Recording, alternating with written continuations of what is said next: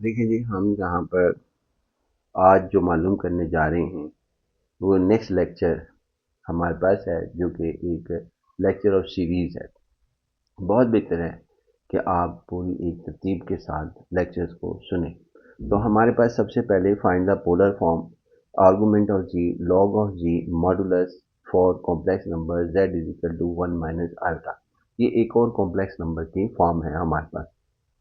आपने सोल्यूशन लिखना है सबसे पहले, सॉल्यूशन, और सॉल्यूशन के अंदर आपने लिखना है z is equal to 1 minus iota. सबसे पहले आपने इसका फाइंड आउट करना है मॉडुलस। तो मॉडुलस हम यहाँ पर फाइंड आउट करेंगे। मॉडुलस के अंदर इसको जाहिर करते हैं, डिनोट करते हैं आर से और दो ये वर्टिकल लाइन से। फिर उसके बाद रियल पार्ट का स्क्वायर।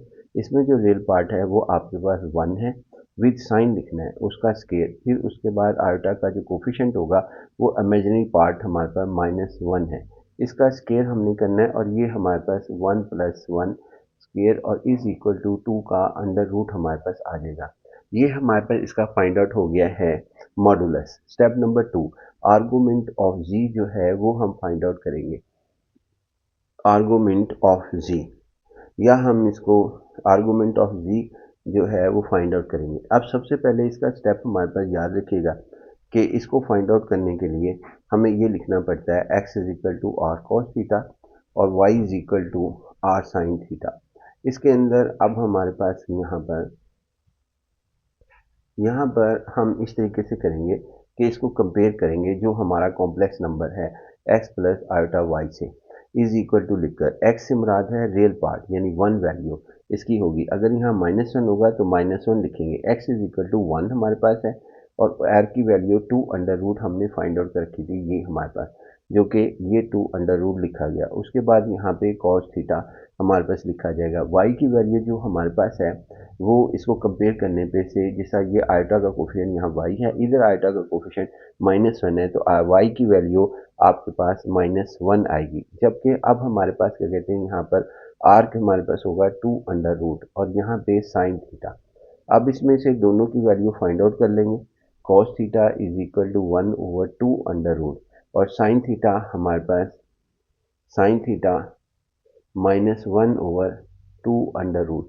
तो ये आपके पास इसकी वैल्यू हमारे पास हो जाएगी। अब सिर्फ और ये करना है कि ये हमारे पास आर्गूमेंट ऑफ थी जो है थीटा को हम आर्गूमेंट ऑफ जी नहीं कहेंगे, पहले सुन लें। वो हमारे पास थोड़ा सा फ़र्क है जिसको मैंने पिछली वीडियो में भी वाजे किया था, उसको ज़रूर आपने फील करना है। बाज़ बार ये दोनों इक्वल भी हो जाते हैं, आर्गूमेंट ऑफ जी और थीटा हमारे पास, वो सिचुएशन और है, वो भी हमने पहले लेक्चर में डिस्कस की हुई है।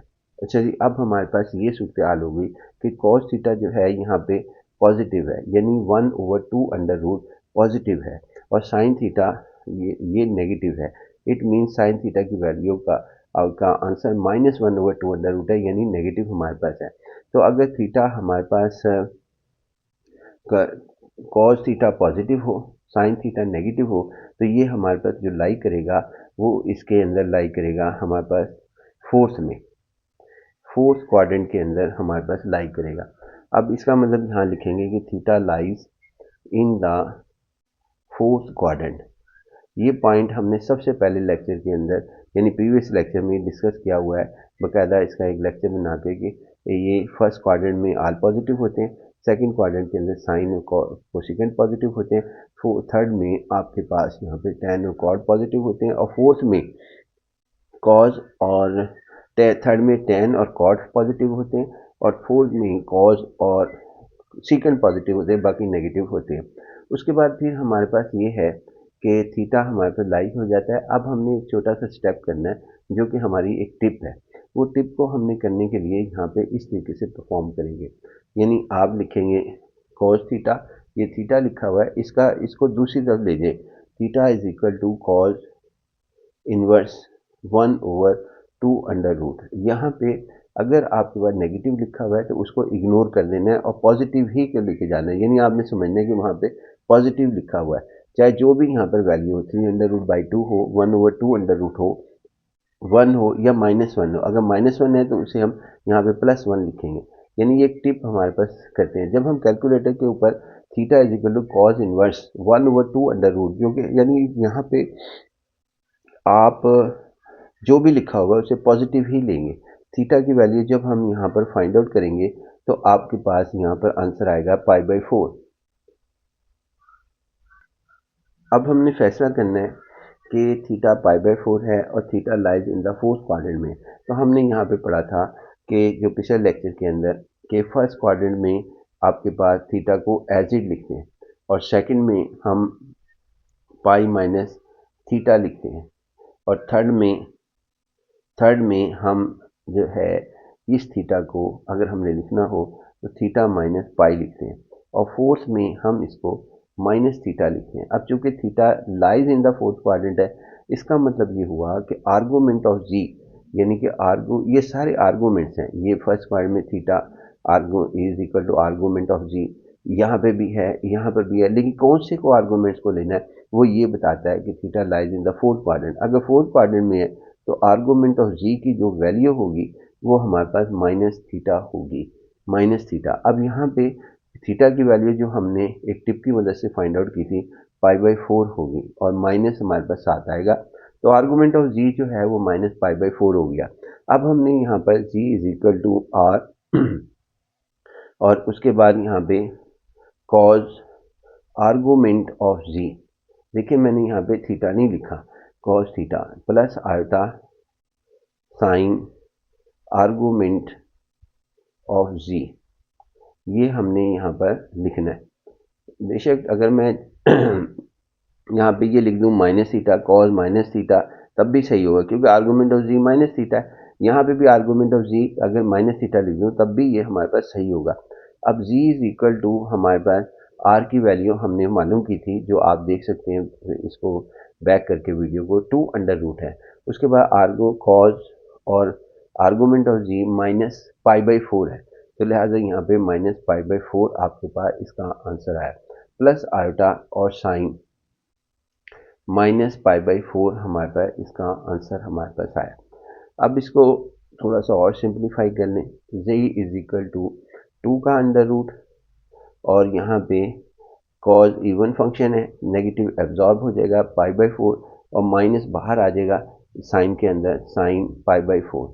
अगर हमने इसको चेक करना है तो आप इस तरह करें, कैलकुलेटर के ऊपर इसकी वैल्यू रखें। ये चेक हमारे पास है जो कि ऑप्शन स्टेप है, यानी इस चेक को ऑप्शन स्टेप हम कंसीडर करेंगे।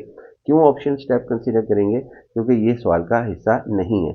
उसके बाद 2√, आप अपनी तसल्ली के लिए कर रहे हैं, कॉस π/4 कैलकुलेटर पे करेंगे तो वो 0.7 समथिंग देगा, जिसका हम ये फ्रैक्शन में लिखना हो तो 1/2 लिखेंगे, माइनस आयोटा और उसके बाद साइन π/4 को जब कैलकुलेटर पे करेंगे तो 0.70 समथिंग देगा।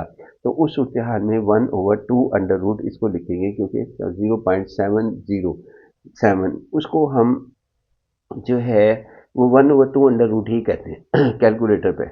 उसके बाद इसको मल्टीप्लाई कर दें 2 को, तो आपके पास आंसर जो सा होगा 1 माइनस आयटा होगा और यही हमारा सवाल था, यानी z इज इक्वल टू आपके पास 1 माइनस आयटा। अगर आपका आंसर पोलर फॉर्म के अंदर वही आ जाए जो आपका क्वेश्चन था, क्वेश्चन ये था जी आपका 1 माइनस आयोटा, यानी z is equal to 1 minus iota, और वही आपके यहाँ पर आंसर आ गया। अब इसको एक और तरीक़ेकार है, वो भी साथ साथ हम बताते चलें कि आप इसको पोलर फॉर्म के अंदर कैसे लिखते हैं।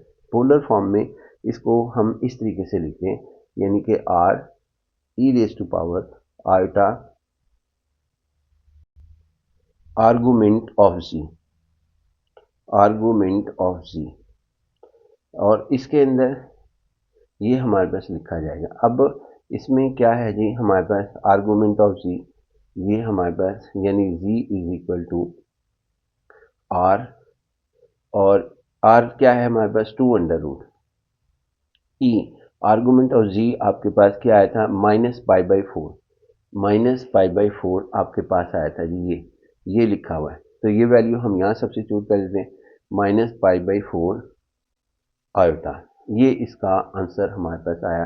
अगर पोलर फॉर्म के अंदर कॉम्प्लेक्स नंबर को जाहिर करें, एक्चुअली ये ऐसे है, जी की वैल्यू 1 माइनस आयोटा और उसके बाद यहाँ पे 2√e⁻ माइनस π/4 आयोटा हमारे पास होगी, लिहाजा ये इसका जवाब होगा। लेकिन अब भी यहाँ सवाल हमारा पोलर फॉर्म सही हो गया ये पोलर फॉर्म हमारे पास आ गई। और उसके बाद ये z is equal to polar form, यहाँ पे भी यही लिख सकते हैं आप, यानी z इज इक्वल टू आपके पास 1 माइनस आयोटा, जो इसकी वैल्यू है, जो इसके इक्विवेलेंट हमारे पास, ये तमाम जगह पे जितनी जगह भी z है वो हम लिखा जा सकता है। अब दूसरा सवाल हमारे पास है, मॉडुलस भी हमने फाइंड आउट कर लिया, आर्गूमेंट ऑफ जी भी फाइंड आउट कर लिया। अब हमने जो है यहाँ पे लॉग जो है वो फाइंड आउट करना है। Log of z, log of z का फार्मूला हमारे पास ये होता है, लॉग ऑफ जी यानी नेचुरल लॉग ऑफ जी का modulus plus iota argument of z, argument of z हमारे पास होगा। अब हमारे पास लॉग जी की वैल्यू जो है वो आप देख सकते हैं 1 माइनस आयोटा है, जो सवाल हमारे पास था। और natural log modulus of r, modulus of जी जो था वो हमारे पास 2 अंडर रूट था। आप यहाँ पर वैल्यू को चेक कर सकते हैं। उसके बाद आगे प्लस आयोटा हमारे पास, और ये माइनस आपके पास पाई/4 हमारे पास ये था वैल्यू। ये दिखा भी देता हूँ आर्गूमेंट ऑफ जी की वैल्यू और इसकी। आर मॉडुलस जो था वो हमारे पास, आर हमारे पास ये है, r is equal to 2 under root, यानी मॉडुलस जो हमने वैल्यू रखी। और आर्गूमेंट ऑफ आपका जो है जी जो है वो हमारे पास -पाई/4 है। याद है कि आर्गूमेंट ऑफ जी और चीज़ है, थीटा और चीज़ है, ये जहन में रहे। कभी आप दोनों को जहन के अंदर मिक्स करते रहें तो वो गलत होगा। यहाँ पे हमारा सवाल जो है वो कंप्लीट होता है। तो इंशाल्लाह नेक्स्ट लेक्चर के अंदर